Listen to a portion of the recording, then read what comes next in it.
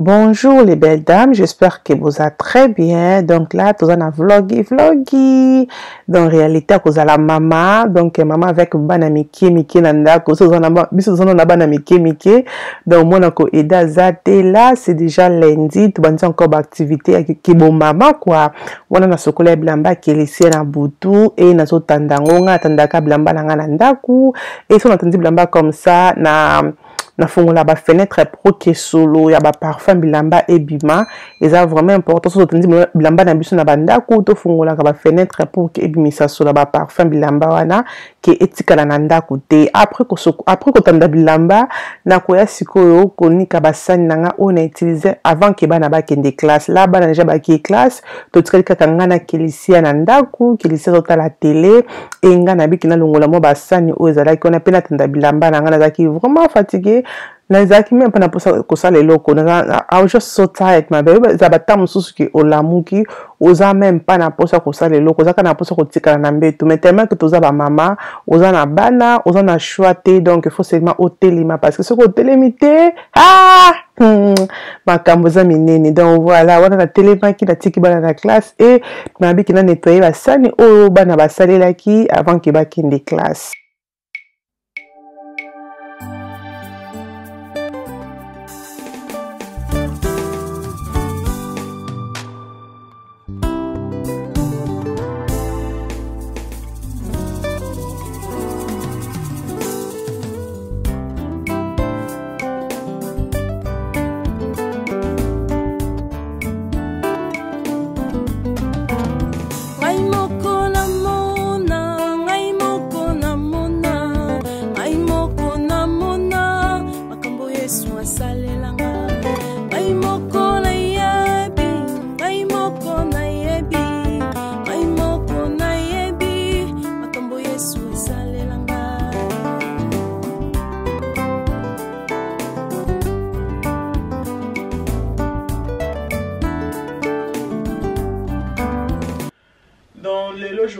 La journée encore vraiment pour nanga na lingi kana relaxer na lingi te ki na sala trop donc on lobi na lambaki ngana za la suite lobi na lambi lo na lamba te parce que ça nzoto il faut toujours qu'on soit repos vraiment est important na bi que maman to ninga mingi ko sala trop mais repos est vraiment important pour na biso. Mom, this is for daddy, leave it, this is daddy letter for daddy. Repos est vraiment important pour la vie. Donc, le monde na sali le bloc na lambaki et le lo na ko lambate le pas non ngaba ki na zapso lia et le comment na lamba mais zapso lamba le lo pas non za pas na ça kana chama ko na likolo na relaxer et le faut na repasser parce que comme na ce qui bilamba une semaine passée na sokola ki babilamba mais na repassa quitter pour nous qui vraiment occupé et là le quoi semaine nous en occupé te semaine on a repasser bilamba nyos on a sokola puis bon on a sokola encore bilamba qui lycée mususu donc il faut na repasser babilamba on a repassa quitter donc voilà donc on a maintenant ti soit c'est comme la ti na ngai après na pemi na kena chambre na la qui lycée to la ta pour na 2h 1h30 comme ça. Après na kozonga na sali exercice na ngai et na repasser donc après tout que zobana na classe comme na bikelo lo vraiment na ngana na loko lamba na cuisine team. Donc voilà nga za na kelisia vi na ngaka yango na kelisia baninga ba ki classe faire que la tanga mo chama ko likolo kelisia pe awa alinga ko matela ngato sauter ensemble maintenant que ndekola lisai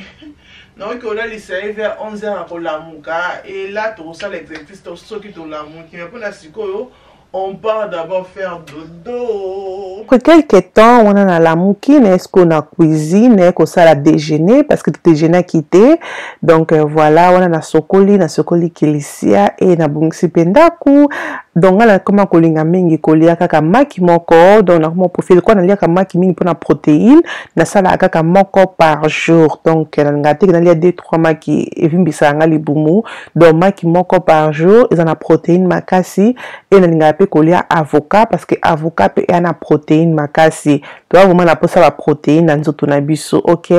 donc voilà wana na osala na kikalungu na na zona chi kikalungu esekisangi za vraiment muke, donc on a la mingi maki na ngai nasali comme mon déjeuner na nga c'est comme ça, na lipa na nga moko na maki na nga moko katikati avocat saucisse comme mon strawberry, et nasali pe café nanga à côté, donc déjeuner nanga kaka ndeti na poto lol. Donc voilà on a qu'est-ce qu'on manger na zomo makasi ceux qui zaki na kokota na cuisine parce que bientôt bana bazoya pour on lire comme ça comme tous ma maman ozo kanisa ki na kolambela bana nini bazoya parce qu'il faut ba lire lunch, donc c'est vraiment important to pesa kabana biloko ceux qui bazongi classe. OK ma belle, voilà na sisi ko déjeuner, na déjeuner vers 14h le week na lalaki na lali na lamuki 11h30 na sokoli Kelisia, et Kelisia allié vers 12h quelques, non 12h juste comme ça, et 12h30 comme ça na tie Kelisia na mbet na sali exercice, et na silisi ko sali exercice comme moninga na déjeuner vers 14h.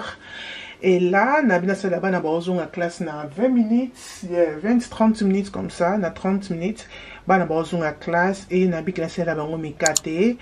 Nga sala mikate na vraiment simple, vraiment simple. Si na sala mikate comme ça, na check ango na frigo, et to komi ko chauffer na defrost na micro-ondes, OK?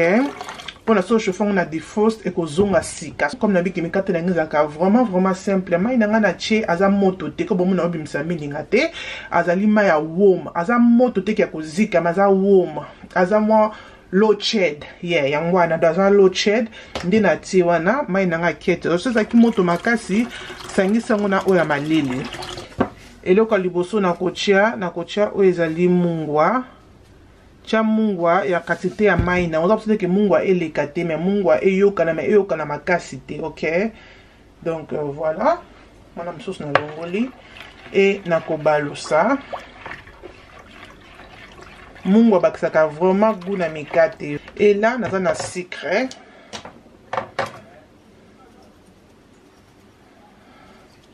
et na baloli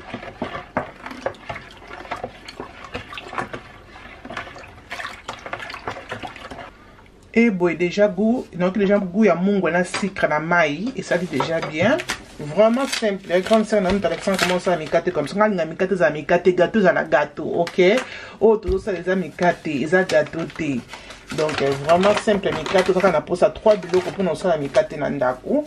Et là na farine na fongoli, et na banda ko tia farine.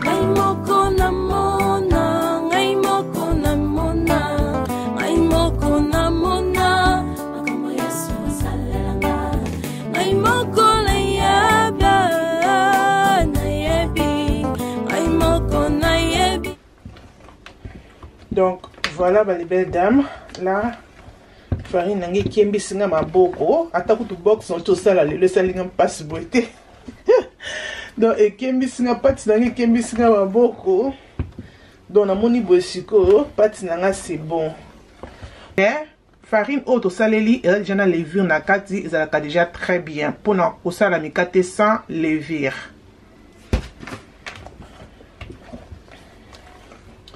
Donc voilà, pati nanga boye, c'est bon.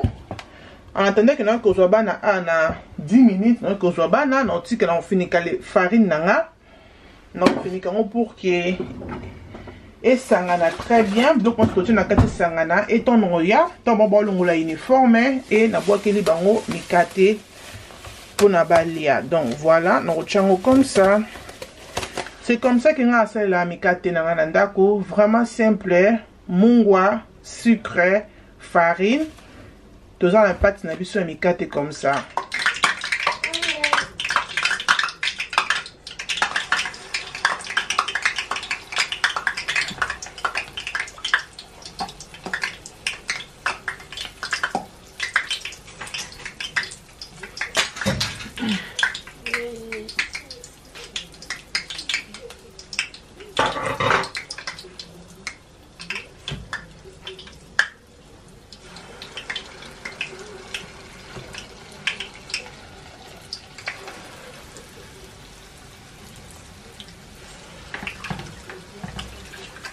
comme na yeseki bino ke naza prote na kobwaka mikate bino bomona nde mikate na nge bimisi bamatoi mais eloko eza important eza goût eza nde na goût ok donc bana baokipe te ke oyo eza na matoi baokipe ka goût. Donc voilà wana tozosala mikate na biso na osala nyonso pati nyonso te so na silisi napesi bango balie pati oyo ekotikala natia yango na frigo na bando bwakela bango ya moto mponga na mikate moto otie pati na wana na frigo so olingi olia mikate obimisi nzungu no kalingi mikate kelisia pe zala sir ke moto na yo eza na se na moto na nga eza na 3,5 pour que aider vraiment ki mikate na nga ebela tina kati. Donc voilà les belles dames, mikate na biso oyange biminga comme ça comme bozomona nazalaka nanga mpona kobwaka te o me nazoliaka mikate o hey mikate bato babwaka mikate vraiment boule félicitations na bino pardon boza the best elo nakoka kobwaka mikate te lokola boule eza te. Donc wana bana déjà bazolia mikate mosusu oza 3e fois na bwaki après awa na stoppé farine nanga na chango na frigo comme na lobby et moko ata lobby sous na bois qui bien na pourquoi na oke sous bois ka mikate avant que balala. Voilà mikate nanga c'est ça na débrouiller ba les bêtes na débrouiller la route dans la spéciale na mikate te mais na débrouiller ko bois ka comme moni et ça quand même présentable non au coupe ça mais ça pas li na momba pembeni non fungolo na kati mikate na biso et bimi biso comme ça au monde que couleur d'abord couleur est belle vraiment bien et na kati mikate na biso ezape yakobela nde bon poto lambi on a moto mokie mikate mosusu akofongoli bona kati eza na poto mais oyo nga bomoni na kati ya mikate ebeli. Donc voilà merci voilà les biso ba bon appétit ngana ki kolia mikate avec les enfants. Voilà ma belle wana tokomi na pokwa nango sikoyo na tie bana na mbetu e na bimisi ba bilamba o nyonso na yesa ki bino ki na sokolaki qui n'a repassé quitté. Donc voilà, là na jusqu'au temps encore repassé on a préféré mingi bilamba banana repassé et tant bazo sokola bazo la tanamona ngo za ka facile pour nanga. Donc voilà, wana nazo repassé ba bilamba na bango kozala mama o ezande musala ezande makambut mama nanga bande ko na yeba kiteke ki boy ki bo mama oyo kibomama ozana ba misala moko mabele okana kitoko kosala nzamba lola pesa biso ka makasi to na choite après ko repasser ba bilamba na kisi bilamba salite ya mwindu fele na tia na machine wana osala ba savon mbuma na sali pe savon na nga ya kotia mwa solo kitoko tongo sokola bilamba na yo na ngami ko sala savon mbuma surtout na bilamba mwindu parce que etika bilamba mwindu couleur te so sali savon ya poussière au mona ki bilamba na yo ya mwindu e kotika na ba pembe ya savon. Donc c'est ça que na pas conseil la savoir pousser après na bilamba mwindu na linga pe so na sokola bilamba na nga mwindu na tourner ngo comme bozo mona il faut toujours ko tourner bilamba ko sokola bilamba na ndeto la te tourner ngo na ndenge ya kati après na ko ti bilamba na nga nyonso na zaki na ngo poussa na machine et na ko lakisa bino ozali condition on installe ya loso na tie loso na mulangi na nga oyo na tie mai ya pompe na kati na ko banda ko utiliser ngo lokola condition na mutu na ngai na ko utiliser ngo après une semaine. Donc il faut loso za na kati wana isa lokola moko pula na ko salela tellement mai na mutu na ngai ki na ko luka na sala kilisi ya suki. Donc voilà na bi ke awezande guerre mama na nga guerre likola guerre to koti guerre parce que kilisi alinganga même pas que ko simba mutu na ko sokola mutu na te ko penyango te ko sala modèle te mais comment quand même moko vanda mukepo na kiawa et kit ne wana ozaki a marche bébé na boaka ngo parce que a comme déjà mukolo na comme ko regretter pourquoi na boaka parce que bande ko edenga ka pona kangele suki mais na biki kelisi avanda to sala suki zaki ne matata ba les belles dames mais wana zo chondo ba condition eza ke pona elembisa ba produit eza ke pona ke elembisa suki avant que na peigner ma belle ko sala suki zaki ne matata na biloko ni netinda kinga na sala suki ne faut pas ko peigner suki ne faut pas ko simba na biki na kateka ka suki ngo lokola ngayo to ko mama na bina meka dans suki kelisi vraiment da vandi boye a ko vendre la biso botina suka. Donc voilà wana to sala suki ya kelisi parce que kelisi na suki moko ya makasi na seza vraiment makasi et likolo eza pété de faut c'est là donc na stratégie wana nazo mba nzembe koyemba ma belle zaki nde jete zaki nde matata tiko sala soka kelisi no omona kandi to bunda na awa donc voilà modèle kuno sala pe na yebite mais na bisema ke na créer kaka modèle na bina kanga te na bi afana kanga ta élastique na bitela kanga ko kanga kiawa ya moi suka maboko et ça le peka bien par exemple liboso na kanga suka maboko je pense exemple liboso na kanga kemi ba suka ba mesha minene pe vous mais ose vraiment na kanga bo exemple la liboso ma belle banda ko tracer nzela et bi ma propre batala yo ma belle tu moni ba nzela na suka za ya ko tengama vous comprenez que ça a été ça qui c'est mon na kangie konto na chez des poids na ngeza na kiti mais na kangie ka pour na est bloqué qui a télématé pour aligner les soutes qu'est-ce ça c'est hello hello donc tous les cas na kangie ka minene tous les cas yana ngo kangie ka ba meshe umira pour maboko écoute, ça a besoin de ma tête pour nous quand ma boko. Mais let me try.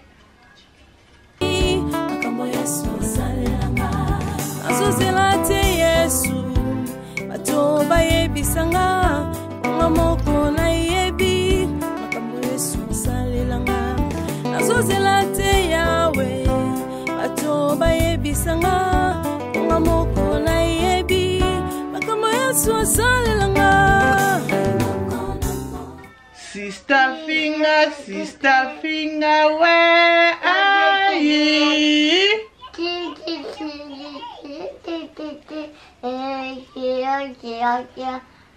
Brother finger, where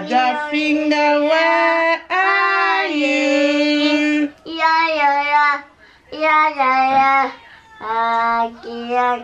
Bravo. Kanga kelisa suki kaka moko akena kitalatala ke kotala suki on abi kelisa non suki siliti ya kato kanga suki nzambe wana kange na simanya so na silisi kelisa bandi kolela linge sute na simba e mutu mabele koma kinde somot na pesi chocolat na pesi bonbon na pesi orange na pesi banane za kinde biso grave alingi lisusu te na simba mutu na tika mutu na ye tranquille. Nice. Yeah. Okay. Eat. Mais eat moko non, Kélissi. Toi tu veux seulement manger toi pour tu vas encore pleurer.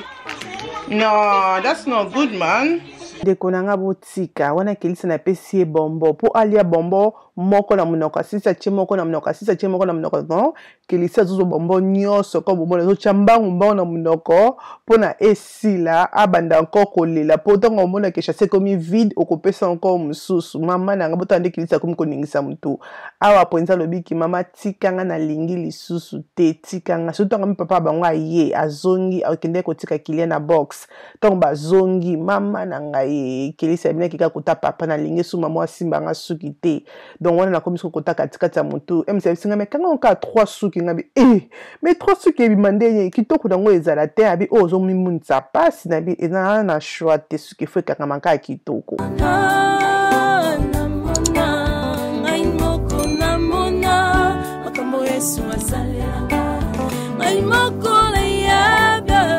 I love it. Look at you.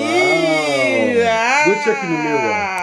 Voilà ma belle, afin to silisi suka Kelisia na chepe bambuma na mutu na cheke na simate sema liboso Kelisa kina kitalatala zo ningisa kaka mutu asepela ki vraiment na suki na makasi mbala liboso na sala suki comme ça tellement na komika ko ningisa mutu comme ça. Anyway, zala abonné na la Rocho, aimez vidéo, partagez vidéo ko sala nga bien makasi. Tika na commentaire na se au moins suki na kanyango koma nzambe abumba biso bisous bye.